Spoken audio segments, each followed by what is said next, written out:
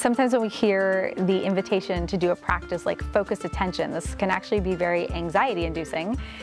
If you're someone who has challenges paying attention, perhaps you even have something like ADHD. I had some students in one of my second-year undergraduate courses this year bring this up. They said, "Oh, you've just said we're going to do something called focused attention. I am now panicking." And so it's a great question. And I think a really important piece of this is to take a step back before we think about trying a practice or get caught in the language. You know, this practice is called focused attention. And so all of a sudden, as someone who is maybe has some tendencies of achieving success, perfectionism that can exist in the university space, we start going, what is this bar that I'm setting and will I fail at this? And so I really like to remind us, and this has worked really well in my experience, for anyone who might have aversion, tension, or concerns around this idea of attention holding, to come back to our definition of mindfulness, that there is this novel attitude of kindness and curiosity. And so in of itself, any given mindfulness practice, from my understanding, is not about success, perhaps in the way we would imagine. To me, an incredibly successful moment of mindfulness during a focused attention practice is just noticing your mind wandering, and then being totally kind to that. And we can get into the kind of mechanisms that we do in a focused attention practice, but we would say there's kind of this cycle that you go in, which is you start the practice by focusing attention on an anchor, say it's your breath. And then the next step in the practice, which I can guarantee all of us are successful in, is becoming distracted. That's part of the practice. Then we notice the mind is distracted and we guide it, we invite it back to the anchor, and it brings us back. So it's anchor, distraction, notice. Anchor, distraction, notice.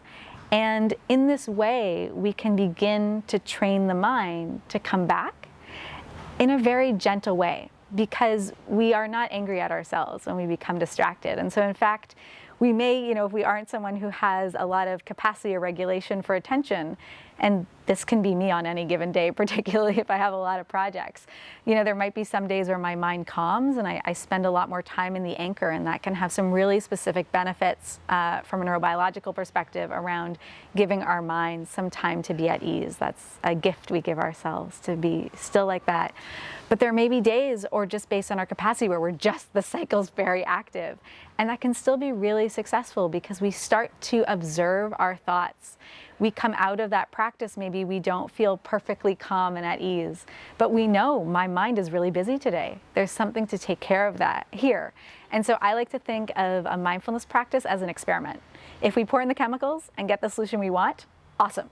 If we pour in the chemicals and it explodes, also awesome. We have some data.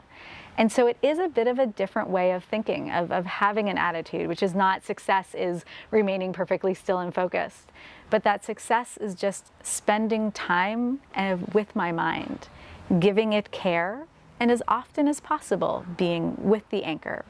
And I can share, the student that I had a few weeks ago who was really nervous about this, their account after we did the practice with this framing was, first off, that they felt much more relaxed than they had before because they were kind. They were like, I can't pay attention. Oh, that's nice. So they had this kind moment with themselves, even if they were doing something very different than maybe the other person next to them.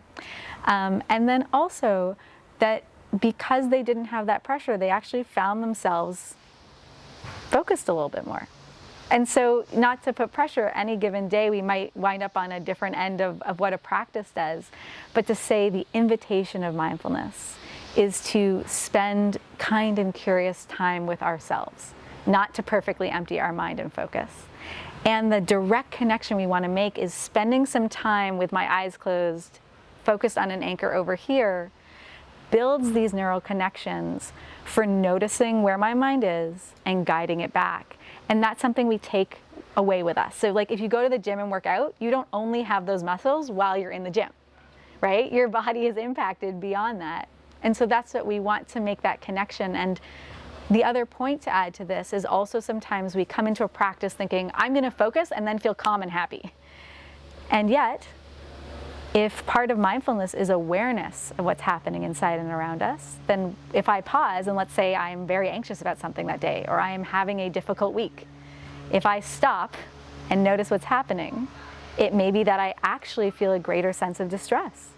Because if what's happening internally is distress and I have suppressed it or not noticed it because I'm busy with my projects or watching a lot of Netflix, then actually a practice where we pause, we want to say there is some consideration that you want to give to actually becoming more distressed. And so that's something when we go to try this practice for ourselves, or if we share it with others, we should mention that beforehand and maybe bring in some strategies to consider, what will I do to care for myself during or after a practice if my pausing actually brings up a sense of anxiety and stress because I'm actually paying attention to what's going on. And so that's another really important piece to bring into any mindfulness practice, and a reminder. The invitation is to cultivate an attitude of kindness and curiosity. We're not interested in forcing things to go away or suppressing them. So if what comes up is anxiety or worry or distress, and we're surprised by that, the good news, hopefully, is that we frame this as a moment to be kind to ourselves. Like, hello, anxiety, you're here, I see you. I don't have to push you away. You're now part of my practice today, is sometimes something I say to myself when that comes up. Yeah, I think it's so interesting how much pressure we put on ourselves to get things right and to achieve. And I think especially being, in an institution that has a level of, quality that we are working to uphold together as a community, there's a wonderful invitation at the University of Toronto to be rigorous and to be excellent. And I think this is a wonderful thing. But it's also a question for, how does this make me narrate when I do face challenge and difficulty? I've asked in many classes for people to please raise their hands if they've never experienced a major setback, challenge, or difficulty. I've never seen a hand. And that actually, to me, is a bit of mindfulness practice right there. To be aware of what's going inside and around us. We often think everyone else is doing better than me. Even with mindfulness practice, the person next to me is doing the mindfulness practice better than me. And so I think something that's interesting about the thought technology of mindfulness is, at the heart of it is this invitation to be kind and curious. It is not about, achieving a goal. It's about pausing where we are and looking at how we narrate our lives. How are we thinking about our thinking? And then having some kind of systematic strategies and tools to be able to transform that into a healthy version of it for us, so it can support us to go out there and really get this work done that we want to do. Because, learning requires being vulnerable. Learning means there's something we don't know.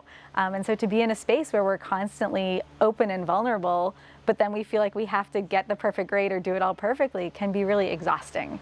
And so I think for myself, going through graduate school, it was such a gift to have a practice, to have a modality like mindfulness that could support me to have some health, some support around how I was narrating that experience, so that I could, achieve and make the most out of it, but do that in a way maybe that was kind and healthy for myself.